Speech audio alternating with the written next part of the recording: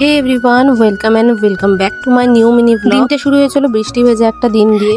না হাতে যেটা দেখছো সেটা কিন্তু একদমই চা নয়, সেটা একটা ওষুধ। ওয়েদার চেঞ্জের জন্য কিন্তু আমার ভীষণ পরিমাণে ঠান্ডা লেগেছে, সেই জন্যই এই ওষুধটা দেওয়া। তারপরে দেখি মা এদিকে ঠাকুরের ফ্রেম গুলোকে পরিষ্কার করছিল। তারপরে নিয়ে বসে গেছিলাম 1 কাপ হরলিক্স সাথে বিস্কুট। আর আমার একদমই ভালো লাগে না হরলিক্সটা দুধ দিয়ে গুলে খেতে। দুধের সাথে ওই হরলিক্স এর স্মেলটা আমি ঠিক নিতে পারি। তার কিছুক্ষণ পরে মা নিয়ে চলে এলো মুড়ি সাথে একটা মিষ্টি। বাই দ্য ওয়ে, কি জানো তো, এখন আমার খাওয়া দাওয়া আর শোয়া ছাড়া কোনো কাজই কিন্তু সেরকম নেই। সত্যি কথা বলতে কি, আগে অত টাইম টেবিলে আমার খাওয়ার রুটিনটা ছিল না, বাট এখন যেহেতু মেডিসিন চলছে আর এখন আমাকে টাইম টেবিলেই খেতে হচ্ছে। এরপর আমার দুপুরের লাঞ্চে ছিল গরম ভাত সাথে ঘি, লাল শাক আর আলু আর ওল দিয়ে একটা তরকারি। আর লাল শাকটা কিন্তু আমি খেতে মোটামুটি খুব ভালোই পছন্দ করি। আর আজকের মেনুতে হওয়ার কথা ছিল ডিমের ঝোল, লাল শাক আর ওল সেদ্ধ। আর সত্যি কথা বলতে আমার ডিমের ঝোল খেতে একদমই পছন্দ না, আমার ডিম জিনিসটা একদমই পছন্দ না, সেই ওল সেদ্ধটাকে বাদ দিয়ে ওলের তরকারি করেছিল মা। এই দিনকার খাওয়া দাওয়াটা কিন্তু জম্পেশ ভাবে করে তারপরে ঘুমিয়ে পড়েছিলাম আমি। ঘুম থেকে উঠে দেখি আকাশে মেঘ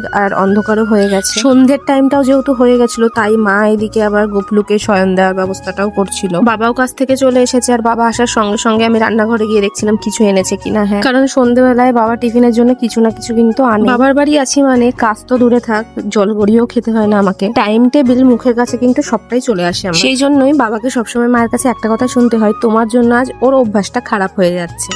আর বেশ কিছুদিন ধরে আমাদের এদিকে রাত্রেবেলায় কিন্তু বৃষ্টি হচ্ছে। বাবাকে কিন্তু একবারই বলেছিলাম খিচুড়ি আর বেগনি ভাজা খেতে ইচ্ছে করছে। আর মায়ের প্ল্যান ছিল আলু সেদ্ধ, ডিম সেদ্ধ, ভাত। বুঝতেই পারছো, শর্টকাটে মেরে দেওয়ার ধান্দা। আমি খেতে চেয়েছি আর সেটা হবে না তা কখনো হয়, সে জটাই বাজুক না কেন। খাবার করে খেতে খেতে কিন্তু বেশ প্রায় 12টা মতন বেজে গেছে। সারাদিন শুয়ে বসে ল্যাদ খেতে খেতে তারপরে আবার কি রাতের সিম্পল নাইট কেয়ার সেরে চলে গেলাম শুতে।